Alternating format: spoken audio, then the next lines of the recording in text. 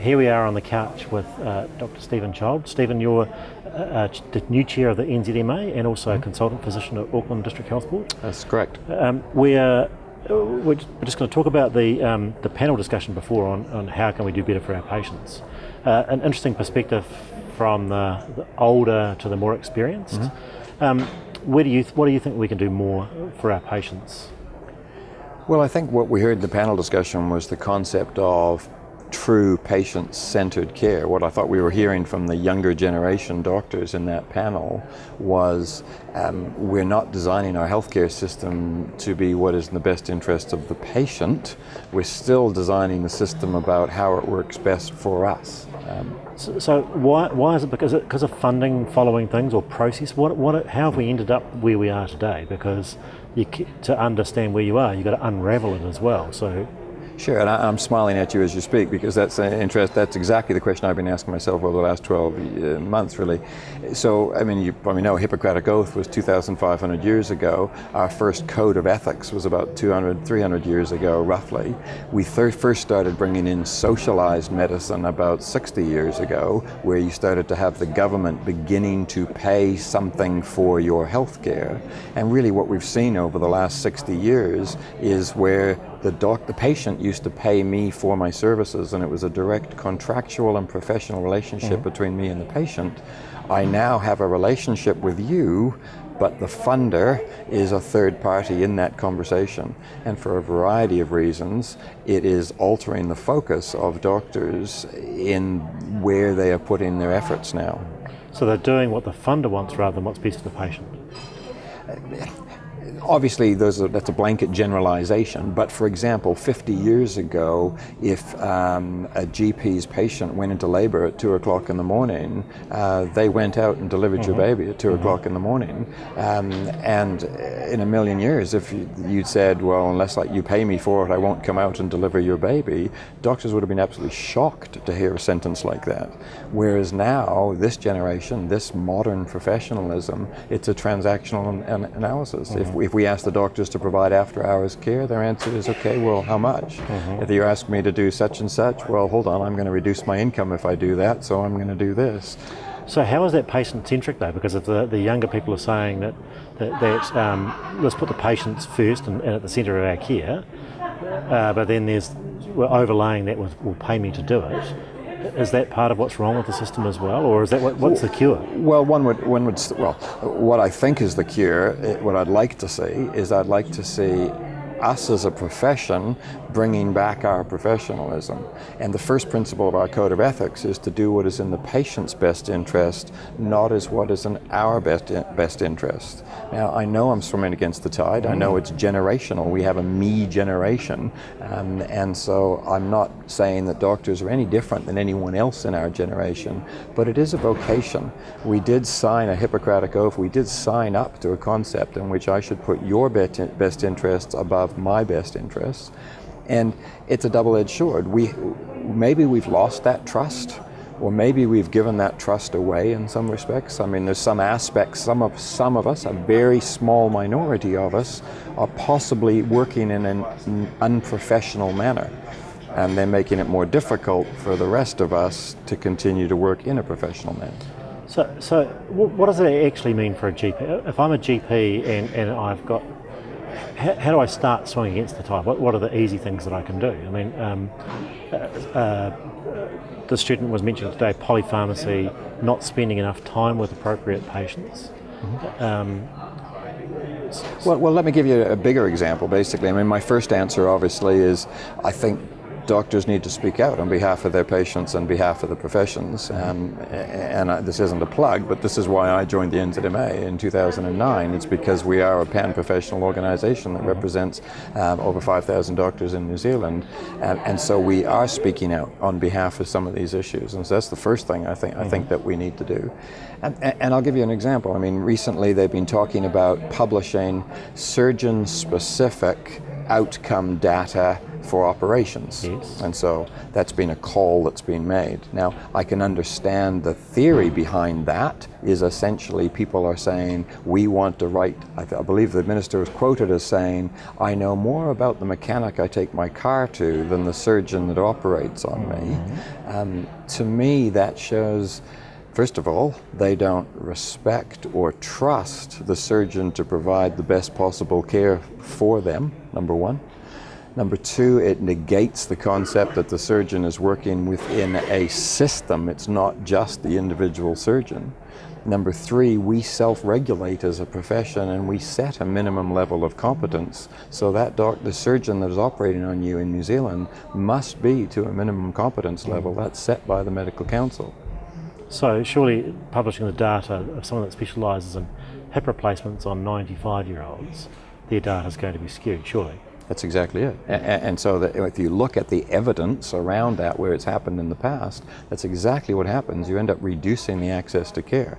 For example, the surgeon who says, I'll operate on the really difficult cases, and therefore they start to see their figures don't look very good, well, I'm going to stop operating. And now who's going to operate on those difficult cases? A study done in New York showed that doing angiograms on people, the number of angiograms reduced once they started publishing the data of the angiography because the cardiologists no longer wanted to do them. So it's actually got unintended consequences of being an increased barrier of access due to lack of professionalism and lack of respect. And so you asked me at the beginning of the question, what can doctors do about it? I think A, continue to act professionally, continue to ask themselves, are they doing what is in the best interest of the patient? Which brings me to the full circle as what you started talking about in the panel. For example, the best interest of the patient might be that they don't come to your practice, park in your parking lot, wait in your waiting room for 20 minutes to talk to you for 30 seconds with some news that you could have given them over the phone. So if you truly were doing a patient-centered practice, maybe you want to look at changing that.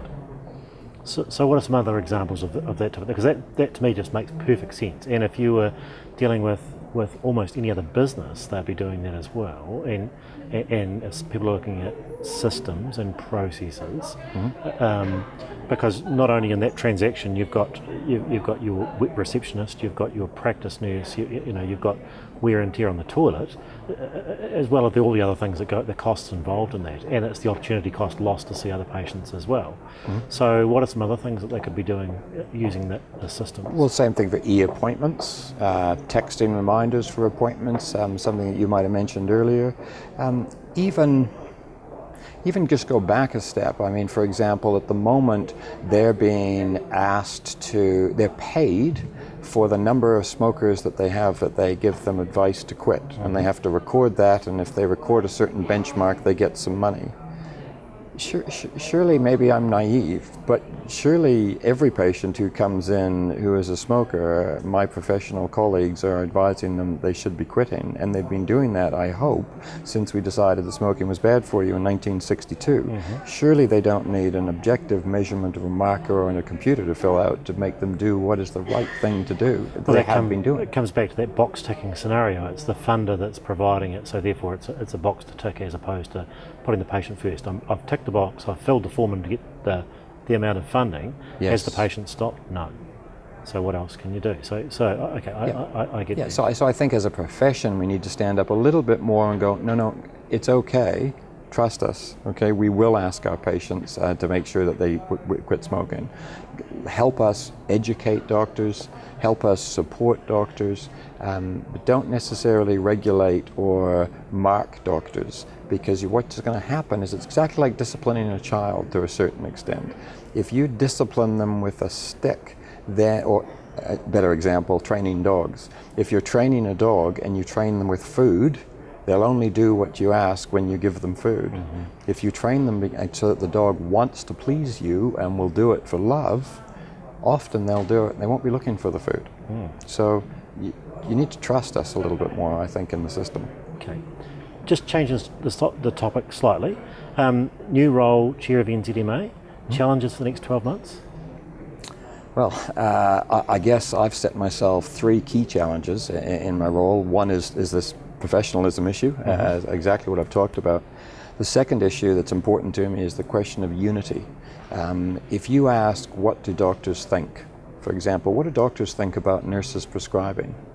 There are 24 major medical groups that will give you an answer to that question, plus 65 specialist societies. And that's not including the disease-specific groups and individuals who may comment. So given on that example, the Nursing Council, when they put out their consultation document on nurse prescribing, they got 39 responses. Of those 39 responses, 11 were from medical groups. From the 11 medical groups, I think 6 were neutral, 4 were against, and 1 was for, or something like that. So I'd like to try and unify us a little bit better as a profession, get us talking amongst ourselves a little bit better. And then the third challenge I've set myself is this issue of quality, of doing what is right for the patient because it is the right thing to do. And I almost feel if I'm in a discussion, as soon as someone around the table goes, well, it's the right thing to do, it should truncate the discussion, and the discussion should now be, well, how will we do that? So a lot of these things that you've spoken about, is it because you're dealing with younger students, younger medical students, or coming through, that they're giving you this feedback as well to give you these aspirations? Because you were saying before that every student that comes through talks about patient-centred, and obviously some of the things that you've been talking about now. Yeah, well, obviously we're all a product of our past journeys. Yes. I graduated from Canada in 1986, and I've been involved in medical education really most of my 23 years that I've been in New Zealand. That means that I speak to them on day one of their job as doctors, and I have for the last 15 years. I get the privilege of day one, your first 10 minutes as a doctor, and I get to chat to them.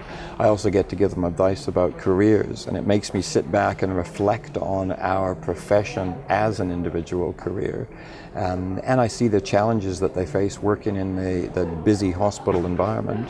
And then really over the last 5, 6, 7 years, I've increasingly been getting to look at general practice, both as a patient and as many of my colleagues are GPs and friends. And so I sort of feel I'm taking a fresh look at general practice because it's not my day-to-day business.